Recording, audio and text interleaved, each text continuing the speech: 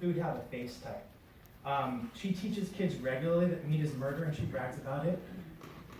The moment that she sent these letters to Torrance City Council, they became public record. So we are here talking about a city council member breaking some sort of a rule or law, wait for it, by making a public record public.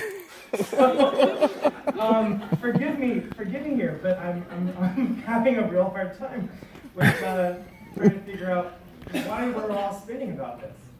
I'm grateful that Matucci brought this to my attention, because I had no idea how rampant the radical indoctrination was in our schools. Yep. I take real exception to it.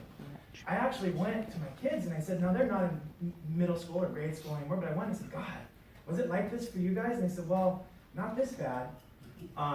So I'm appalled, honestly. I have no issue with the concept of teaching civil discourse, civic discourse, even in the 3rd grade. I do have a problem when teachers are pushing a radical political fringe agenda. Does your food have a face to a 3rd grader who doesn't have the experience to discern truth from falsehood, right from wrong? They barely can feed themselves, for goodness sake, and get themselves dressed in the morning. And now you're going to try to have them make an informed decision on whether it's good to eat meat or not. How are they equipped for that? They don't vote for a reason. They can't enter a contract for a reason. They can't give consent for a reason. They're children. I'm forgetting things here. I'm sure none of you have ever had someone post a comment on a Facebook posting of yours that made you cringe. I can't believe we're actually spending time on this. Yep. And again, we're talking about Aurelio Matucci trying to fulfill a campaign promise by legal means. So he's doing something legal to fulfill a campaign promise. Thank you, sir. Janet Schoenfeld and Jimmy Gallo. That'll be fun. I wonder if he's going to spin at veterans. I'll call you a house. I don't pay attention to you.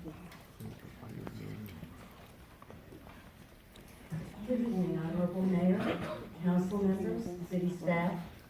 Thank you for taking my comments this evening. I'm sorry to have to address you, and I'm sorry to have 19 people on the dais spending hours talking about this sort of a matter.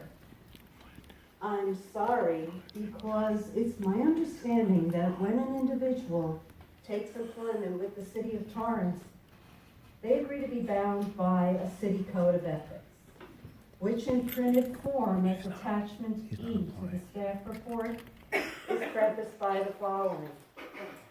The ethical person does more than he is required to do and less than he is allowed to. I don't know. I'm thinking that ought to set the stage for perhaps a tone of discourse and conduct from there on in that's a little bit different from our basic freewheeling Facebook. With that said, that's the expectation that I have of my city officials. That's the expectation that I have of many adults. I'm extremely disappointed, Councilman Matucci, by the fact that the Facebook post started with, hey, I got these letters in my capacity as a council person. Again, setting a tone. I would like all of you to think seriously about whether I and the rest of the community have a realistic expectation that setting that tone should then translate to perhaps a more considered action. The Facebook post itself is one issue.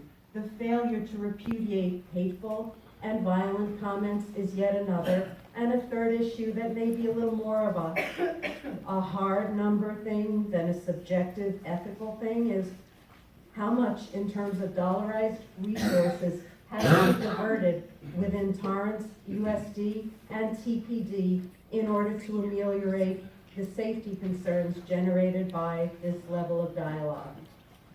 I thank you all for your consideration. Good evening. I should be standing up. Oh, brother.